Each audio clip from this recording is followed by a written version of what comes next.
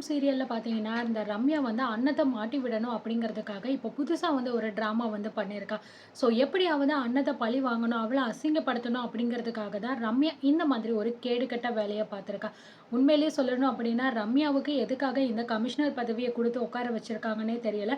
So அவ கேரக்டருக்கும், அவ இருக்கிற பதவிக்கும் சுத்தமா பார்த்தீங்கன்னா, கொஞ்சம் கூட வித்தியாசமே வந்து இல்லாம ரொம்பவே டிஃபரெண்ட்டா இருக்கு. ஏன் அப்படின்னா, ஒரு குடும்பத்த பழி வாங்கணும் அப்படின்னு சொல்லிட்டு நினச்சுக்கிட்டு இருக்கா. இவளுக்கு போயிட்டு இவ்ளோ பெரிய பதவி குடுத்து மரியாதை குடுக்கணும் அப்படின்னு எதிர்பார்த்துக்கிட்டு இருக்கா. இன்னொரு பக்கம் நம்ம அண்ணன் பார்த்தீங்கன்னா, குடும்பத்த வந்து தாங்கணும். ஸோ குடும்பத்தில இருக்கிற எல்லாருக்குமே ரொம்ப நல்லபடியான ஒரு வாழ்க்கை கிடைக்கணும். எல்லாருமே சந்தோஷமா இருக்கணும் அப்படின்னு நினைக்கிற ஒரு கேரக்டரா இருக்கு. ரம்யா வந்து பார்த்தீங்கன்னா, என்னதான் வந்து சும்மா இருந்தாலும் போதாததுக்கு இப்போ புதுசா வந்து இந்த சுந்தரம் குடும்பம் வேற சண்முகத்த பழி வாங்கணும். அவன வந்து எப்படியாவது ஊர் முன்னாடி அசிங்கப்படுத்தி, அவமானப்படுத்தி அவன வந்து சாவடிக்கணும் அப்படின்னு நெனச்சுக்கிட்டு இருக்காங்க. ஸோ என்னதான் வந்து சண்முகம் சின்ன வயசுல பண்ண ஒரு தப்புனால, இன்னும் வரைக்கும் பார்த்தீங்கன்னா, அவங்கள மனசுல அந்த வன்மம் அப்படிங்கிறது இருக்கு. ஆனா உண்மையிலே சொல்லணும்னா, சண்முகம் பண்ணது எந்த விதத்திலயுமே தப்பே கிடையாது. ஸோ இது எல்லாம் ஒரு பக்கம் இருந்தாலும், அம்மனோட திருவிளையாடல் இந்த சீரியல்ல இருக்கும் அப்படிங்கிற மாரி சொல்றாங்க. ஆனா, அது வந்து பார்த்தீங்கன்னா, எப்பயாவது லைட்டா சின்ன சின்னதா தான் காட்டுறாங்களே தவிர, மத்தபடி வேற ஒண்ணும் பெருசாலாம் வந்து காட்டல. இன்னும் கொஞ்சம் சீரியஸா பரபரப்பா அந்த விஷயங்கள காட்டுனா இன்னும் நல்லா இருக்கும். ஏன் அப்படின்னா, தப்பு பண்ணவங்களுக்கு உடனே பார்த்தீங்கன்னா, அது தப்பு அப்படிங்கிறத வந்து புரிய வைக்கிற அளவுக்கு அத கொண்டு போனா ரொம்ப நல்லா இருக்கும். ஏன்னா, ஆடுறவங்கலாம் இன்ன வரைக்கும் ஆடிக்கிட்டு தான் இருக்காங்க. ஆனா, அது பாதிக்கப்படுறவங்க இன்ன வரைக்கும் பாதிக்கப்பட்டுட்டே தான் இருக்காங்க. ஸோ, இதுதான் பார்த்தீங்கன்னா, இப்போ இந்த சீரியலோட மோரலாவே வந்து போய்க்கிட்டு இருக்கு. ஸோ, சாமிதுரைய வச்சு ரம்யா தான் நெனச்ச மாதிரி ரொம்பவே சூப்பரா அந்த திருட்ட வந்து முடிச்சிடுறாங்க. அன்னம் தான் இப்ப திருடுனா அப்படிங்கிற விஷயம் நம்ம ரம்யாவுக்கு நல்லாவே தெரியுது. ஸோ, இது வீட்ல இருக்கிற எல்லார் முன்னாடியும் சொல்லி, அவ ஊர் முன்னாடி அசிங்கப்பட்டு நிக்கணும் அப்படிங்கிறது என் கண்ணால நான் பார்க்கணும். அது மட்டும் கிடையாது. போலீஸ வர வச்சு அன்னத்த வந்து அரெஸ்ட் பண்ணி ஜெயில்ல போடணும். இதுதான் ரம்யாவோட பிளான். ஸோ, இந்த பிளான பக்காவா வந்து சாமிதுரையும் முடிச்சுடுறாரு. அடுத்த நாள் நம்ம அம் சண்முகம் வந்து அந்த பணத்த எடுக்கலாம் அப்படின்னு பார்க்கும்போது, அந்த பணம் அந்த இடத்துல வந்து இல்ல. ஸோ இதனால வெளியில வந்து ரொம்பவே கோவப்பட்ட நம்ம சண்முகம் பார்த்தீங்கன்னா, செண்பகத்தையும் பார்த்தீங்கன்னா, சரவணனையும் சொல்றாங்க. ஏன்னா, கண்டிப்பா இந்த வீட்ல வந்து திருட்டு புத்தி அப்படின்னா இருக்கிற ஒரே ஆள் அப்படின்னா யாருன்னா, உங்க அம்மா மட்டும் தான். ஸோ இப்படி தான் வந்து இதுக்கு முன்னாடியும் நெறைய விஷயங்கள் வந்து பண்ணியிருக்கா. போனா போதுன்னு விட்டா, இப்போ கோயில் சாமி காசு மேலேயே வந்து கை வச்சுட்டா அப்படிங்கிற மாரி சொல்லி நம்ம சண்முகம் ரொம்பவே கோவப்படுறாரு. சரவணன் அதுக்கப்புறம் மாத்தி மாத்தி பதில் பேசிக்கிட்டு இருக்காரு. என் அம்மா அப்படிலாம் கிடையாது. தேவையில்லாம என் அம்மா மேல நீங்க பழி போடக்கூடாது. அப்படி பழி போடணும்னு நினைச்சீங்க அப்படின்னா, அதுக்கப்புறம் நான் சும்மா இருக்க மாட்டேன் அப்படின்னு சொல்ல, இந்த பக்கம் நம்ம சண்முகம் பார்த்தீங்க அப்படின்னா, கூட கூட பேச இந்த மாதிரி வாக்குவாதம் போய்க்கிட்டு இருக்கு. ஊடல்ல பார்த்தீங்கன்னா, இந்த சுந்தரம் குடும்பம் வேற வந்து போதாததுக்கு, "என்னப்பா சண்முகம் உன் குடும்பத்தில இப்படியெல்லாம் வந்து நடக்குது. எது எது நடக்கக்கூடாதுன்னு நினைக்கிறோமோ, அது எல்லாமே நடக்குதேப்பா. நீ ரொம்ப சந்தோஷமா நல்லபடியா வாழ்ந்துகிட்டு இருக்க." அப்படின்னு நாங்க நெனச்சா, உனக்கு என்னடான்னா குடும்பத்திலேயே இப்படி 1008 பிரச்சனைகள் வருது. பத்தாததுக்கு இப்ப யாரோ சாமியோட பணத்த வேற வந்து திருடிட்டாங்களே! என்னப்பா சண்முகம் இது? அப்படிங்கிற மாரி சொல்லிட்டு, சண்முகத்த இன்னும் அதிகமா பார்த்தீங்கன்னா, மனசு காயப்படுற மாரி வந்து பேசுறாங்க. ஸோ, இதனால சண்முகத்துக்கு ரொம்ப வருத்தமா இருக்கு. நம்ம குடும்பத்தில உள்ளவங்க வந்து பார்த்தீங்கன்னா, நம்மளையே இப்படி அடுத்தவங்க முன்னாடி அசிங்கப்படுத்திக்கிட்டு இருக்காங்க. அப்படின்னு நெனச்சு நம்ம சண்முகம் ரொம்ப வேதனைப்பட்டுக்கிட்டு இருக்காரு. ஸோ, நம்ம அண்ணன் வந்து, "இங்க பாருங்க ஐயா, நீங்க வந்து இப்படிலாம் எதுவும் பேசாதீங்க. எங்க மாமாவ பொறுத்தவரைக்கும் இந்த குடும்பத்த நல்லபடியா பார்த்துக்கணும் அப்படின்னு தான் நெனைக்கிறாங்க. ஆனா, இந்த வீட்ல உள்ளவங்க சில பேர் சரியில்லாத காரணத்தினால மட்டும் தான் இப்படியெல்லாம் நடக்குது அப்படின்னு ரம்யாவ குத்தி காட்டுற மாரி வந்து நம்ம அண்ணன் வந்து பேசுறாங்க. இதனால கோவப்பட்ட நம்ம ரம்யா, யார பார்த்து என்ன பேச்சு பேசுறன்னு தெரியுதா? நீ எதுவும் இன்டைரக்ட்டா பேச வேண்டாம். டைரக்ட்டாவே வந்து பேசு. நீ என்னதான் சொல்றன்னு எனக்கு நல்லாவே தெரியுது அண்ணா அப்படிங்கிற மாரி சொல்றாங்க. இங்க பாரு ரம்யா, நான் யாரையுமே குத்தி காட்டி பேசணும் அப்படிங்கிற அவசியம் கிடையாது. இந்த குடும்பத்தில நடக்கிறத மட்டும் தான் நான் பொதுவா சொன்னேன் அப்படிங்கிற மாரி சொல்றாங்க. சரி, இவ்ளோ பேச்சு பேசுறியே! ஏன் இந்த பணத்த நீ ஒரு வேளை எடுத்திருந்தா? அப்படிங்கிற மாரி சொல்றாங்க. ஸோ அண்ணன் ரொம்பவே ஷாக் ஆகி நிக்கிறாங்க. என்ன பேசிக்கிட்டு இருக்க நீ? நான் எதுக்கு இந்த பணத்த எடுக்க போறேன்? அப்படின்னு சொல்ல, இப்போ நான் எல்லார் முன்னாடியும் ஒரு உண்மைய சொல்லுங்க. எல்லாரும் நல்லா கேட்டுக்கோங்க. காணாம போன அந்த கோயில் பணத்த வந்து எடுத்தது இந்த அண்ணன் தான் அப்படிங்கிற மாரி சொல்றா. ஸோ இத கேட்ட உடனே எல்லாருக்குமே ரொம்ப ஷாக் ஆகுது. கார்த்தி இத கேட்டுட்டு ரம்யா கூட சண்ட போடுறாரு.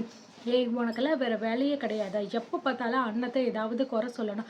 அவள ஏதாவது ஒரு இதில மாட்டி விடணும் அப்படின்னு பிளான் பண்ணிக்கிட்டே இருப்பியா? உன் பேச்செல்லாம் இங்க யாரும் நம்ப மாட்டாங்க. பேசாம உன் வேலைய பார்த்துட்டு நீ இரு. நீ பணத்த எடுத்திருக்க அப்படின்னா, அத குடுக்குற வழிய பாரு. அதுக்காக என் பொண்டாட்டி மேலலாம் தேவையில்லாம பழி போடக்கூடாது அப்படின்னு நம்ம சரவணன் நம்ம கார்த்தி ஒரு பக்கம் வந்து பேச, ஸோ ரம்யாவையே இப்படி பேசுறாளா? அப்படின்னு இந்த சரவணன் பார்த்தீங்கன்னா, டேய் என்னடா என் பொண்டாட்டியவே நீ எதிர்த்து பேசுவியா? என் பொண்டாட்டி எப்பேர்ப்பட்டவ? அவளுக்கு இந்த 10,00,000 பணம்லாம் ஒரு விஷயமே கிடையாது. ஆனா உன் பொண்டாட்டி அப்படி கிடையாது.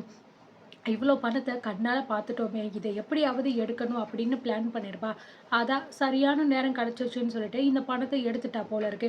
அப்படின்னு சரவணனும் திருப்பி பேச, இவங்க 2 பேரும் மாத்தி மாத்தி பேசி சண்டை போட ஆரம்பிக்கிறாங்க.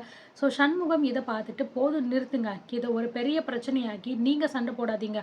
முதல்ல இந்த பணத்த யார் எடுத்திருக்கா அப்படிங்கிறத கண்டுபிடிக்கணும் அப்படின்னு சொல்ல, அங்கிள் அதான் நான் உங்ககிட்ட சொல்லிட்டேன்ல. இந்த பணத்த எடுத்தது இந்த அண்ணன் தான். உங்களுக்கு சந்தேகம் இருந்தா அவ ரூம்ல போயிட்டு செக் பண்ணி பாருங்க. பணம் அவ தான் எடுத்து வச்சிருப்பா. எனக்கு என்னமோ அவ தான் திருடியிருப்பா அப்படின்னு தோணுது. அப்படிங்கிற மாரி சொல்ல, ஸோ உடனே கார்த்தி வந்து, "நீ சொல்ற பொய்யெல்லாம் இங்க நம்புறதுக்கு யாரும் ஆள் கிடையாது. வேணும்னா உன் ரூம போய் தான் நம்ம செக் பண்ணி பார்க்கணும். ஏன்னா நீ தான் பணத்த எடுத்து ஒளிச்சு வச்சிருப்ப. இல்ல பக்கத்துல இருக்கானே உன் புருஷன், அவன் வேணா எடுத்து வச்சிருப்பான். என் பொண்டாட்டிக்கு அப்படி பண்ணணும் அப்படின்னு எந்த அவசியமும் இல்ல." அப்படிங்கிற மாரி சொல்றாங்க. ஸோ இத கேட்ட சண்முகம், "சரியா சொன்ன கண்ணு. இங்க பாரு, என் அண்ணன் எப்பயுமே ரொம்பவே தங்கமான பொண்ணு. இந்த கேவலமான பணத்துக்கு அவ எப்பயுமே ஆசைப்பட மாட்டா. அவளுக்கு கடவுளோட ஆசீர்வாதம் எப்பயுமே இருக்கு. கடவுளோட பணத்த தான் திருடணும் அப்படின்னு அவளுக்கு எந்த அவசியமும் இல்ல." அப்படின்னு சொல்ல, "நான் சொல்றத நீங்க நம்பவே மாட்டீங்கல்ல? சரி ஓகே. நீங்க வேணும்னா என் கூட வாங்க. அவ ரூம போயிட்டு நம்ம செக் பண்ணுவோம்.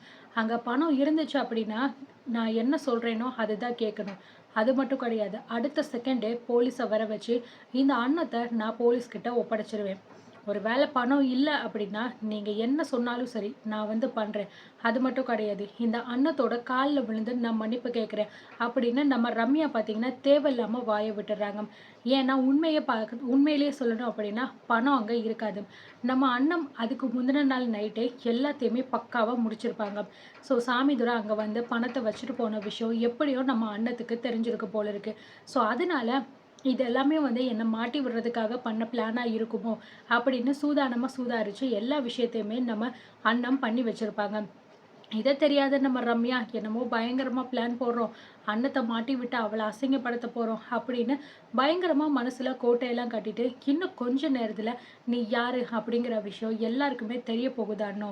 அதுக்கப்புறம் போலீஸ வர வச்சு உன்னை அரெஸ்ட் பண்ணி தெரு தெருவா இழுத்துட்டு போவாங்க. உன்னோட சேர்ந்து உன் மாமனோட மானமும் காத்துல பறக்க போகுது. இதுதான் நடக்க போகுது. இந்த ரம்யாவையே நீ கை நீட்டி அடிக்கிறியா? உன்னை நான் என்ன பண்ண போறேன்னு பாரு. இந்த கேஸ்ல இருந்து உன்னால என்னைக்குமே வெளியில வரவே முடியாது.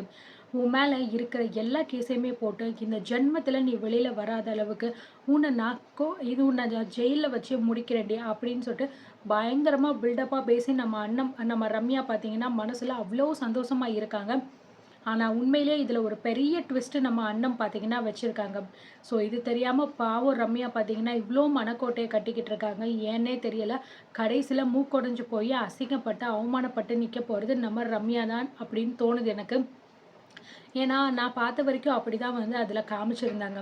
ஸோ, ரம்யா பார்த்தீங்கன்னா, எல்லார் கூடயுமே சேர்ந்து நம்ம அண்ணத்தோட ரூமுக்கு வந்து போறாங்க. இங்க இருக்கிற எல்லாத்தையுமே செக் பண்ணி பார்த்தா, இங்க பணம் இருக்கு அப்படிங்கிற விஷயம் உங்களுக்கு தெரிஞ்சிரும். அப்படின்னு ரம்யா சொல்ல, நம்ம அண்ணத்துக்கு பார்த்தீங்கன்னா, மனசுக்குள்ள பயமே இல்ல. ஒரு பிளான வந்து சக்ஸஸ்ஃபுல்லா முடிச்சுட்டா, எப்படி நம்ம ரியாக்ட் பண்ணுவோமோ, அதே போல தான் நம்ம அண்ணமும் ரம்யாவ பார்த்தீங்க அப்படின்னா, சிரிச்ச மாரி பார்த்துக்கிட்டு இருக்காங்க. ரம்யாவுக்கு மனசுக்குள்ள, "என்ன இவ எதுக்காக இப்படி சிரிச்சுக்கிட்டு இருக்கா? இவ இப்படிலாம் பண்ற ஆளே கிடையாதே! ஒருவேள நம்ம பண்ண பிளான் சொதப்பலாயிருச்சோ?" அப்படிங்கிற மாரி ரம்யா மனசுக்குள்ள தோணுது. இருந்தாலுமே பார்த்தீங்கன்னா, எதையுமே காட்டிக்காம, "இன்னும் கொஞ்ச நேரம் தான். நீ எவ்ளோ தூரம் சிரிக்கணுமோ சிரிச்சுக்கோ. போலீஸ வர வச்சு உன்ன நான் லாக்கப்ல தள்ளாம விடமாட்டேன்." அப்படின்னு பார்த்தீங்கன்னா சொல்லிட்டுருக்காங்க. ஸோ எல்லா பக்கமுமே தேடிக்கிட்டு இருக்காங்க. "என்ன மேடம் பணம் இங்க எங்கேயுமே இல்லையே?" அப்படின்னு சொல்ல, "என்ன சரவணன் சொல்றீங்க? எல்லா இடத்துலயுமே நல்லா தேடி பாருங்க. பணம் கண்டிப்பா இங்கே தான் இருக்கும்." அப்படின்னு நம்ம ரம்யா சொல்ல, கார்த்தி இத கேட்டுட்டு, "அது எப்படி பணம் கண்டிப்பா இங்கே தான் இருக்குன்னு இவ்ளோ உறுதியா சொல்றீங்க? ஒருவேள பணத்த நீங்க தான் வச்சீங்களா என்ன? இல்ல வேற யாரையாவது விட்டு பணத்த இங்க வைக்க சொன்னீங்களா?" அப்படின்னு நம்ம கார்த்தி கேட்க, இத கேட்ட ரம்யா பயங்கரமா ஆடி போயிர்றாங்க. ஏன்னா சாமிதுரைய வச்சு பணத்த இங்க வைக்க சொன்ன விஷயம் ஒரு வேளை இவங்களுக்கு தெரிஞ்சிருச்சோ அப்படின்னு ரம்யாவுக்கு பயங்கரமான ஷாக். "என்ன மேடம் எதுவும் பேச மாட்டேங்கிறீங்க? வாயடைச்சு போய் நிக்கிறீங்க.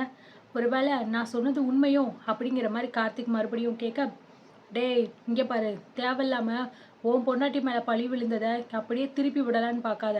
பணம் இங்க தான் எங்கேயாவது அவ ஒளிச்சு வச்சிருப்பா. ஏன் மேடம் எப்பயுமே பொய் சொல்ல மாட்டாங்க.